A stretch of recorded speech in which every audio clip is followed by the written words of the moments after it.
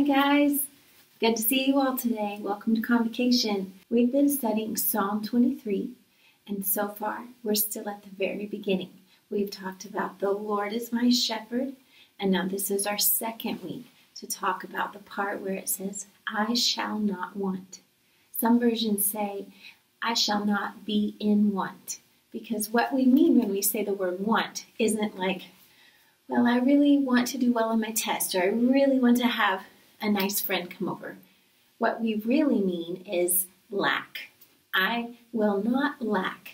I won't have any needs that I need to worry about that aren't cared for. I've been thinking about needs a lot, and if you don't tell anyone, I'll show you what I've done so that I won't need anything.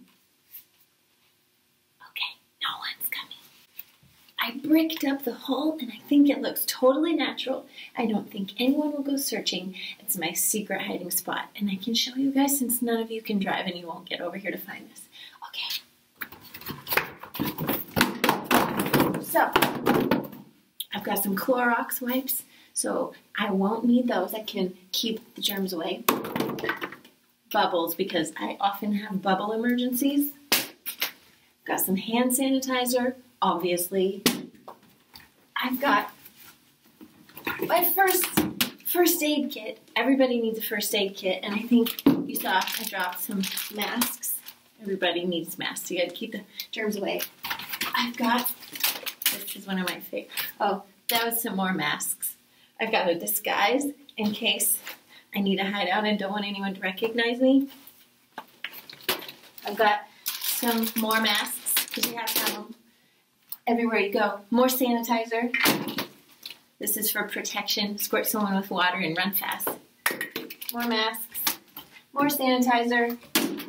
I know I live in Kansas, but you never know when there's going to be a scuba emergency. I've got my little sheepy so that I can sleep well. I've got my cozy sweater for when I get cold. Cookie making supplies. Big need. You never know when you need to make a batch of cookies. I've got a book to read. I've got my telephone. And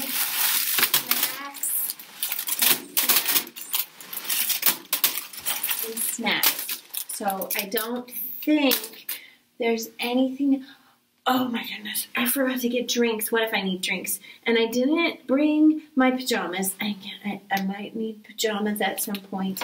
I didn't get my tent. I'm not going to have a place to sleep. Well, okay, I'm going to try not to worry about it while I talk to you guys about our lesson today. And it starts with our book here. The second half. That phone, what if I can't plug it? Okay, just a minute. I'll worry about that in a minute. Let's see. He says, the Lord is my shepherd. I shall not be in want. Okay. I was trying really hard to not be in want because I've got all this stuff here. So I'm just selecting a few things. I didn't bring any fruit. What if I need some fruit? Okay. Teach the lesson, Jenny. I am completely satisfied with his management of my weight. I'm completely satisfied with his management of my life. I thought I was supposed to manage my life. I'm completely satisfied with his management of my life. Why? Because he is the sheepman to whom no trouble is too great, who loves them for their own sake. He'll be on the job 24 hours a day to see they're provided for in every detail. He delights in me. He will go to a lot of trouble to give me the best of everything. Well, sounds like maybe I don't need to worry about getting all this stuff anyway, does it? Here's the thing, boys and girls and ladies and gentlemen. God provides for all my needs. He's the good shepherd. There's a verse in Philippians chapter 4, verse 19 says, and my God will supply every need of yours according to his riches in glory in Christ Jesus. every need, not just some of them. It's time to play How Many Drops? We're going to look at a penny, boys and girls. A penny. Yes, 1 copper penny. And you need to decide right this very minute, how many drops of water do you think the penny can hold on top before the bubble bursts and the water spills off to the edges? All right, here we go, folks. Here we go, and there's 1, 2, 3, 4, 5, 6, 7, 8, 9, 10, 11, 12, 13, 14, 15, splash! 15 it is, folks. Did you see that pernicious penny? It held 15 drops. Now, the good news is God is not a water dropper and you are not a penny. But if you were that penny, God never runs out, never stops giving you good gifts and providing everything that you need. In fact, it might be more like this penny, which I've placed in the bottom of a little white mug. God gives what we need and gives what we need and gives some things we don't need just for fun and gives what we need and gives what we need and gives us some brownies and gives what we need and gives us some hugs and gives us some sunshine and gives and gives and gives. And he keeps giving and providing and he keeps going and he keeps going and he keeps going. Our cup runs over and he never stops. He is the good shepherd who always provides for all our needs and so much more.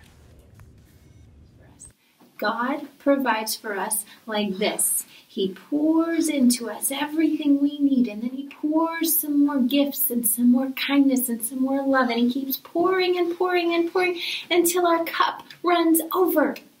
God gives us way more than we need, more than we could ever ask or imagine. That's how God supplies our needs. Way more than we need, deserve, or could ever imagine.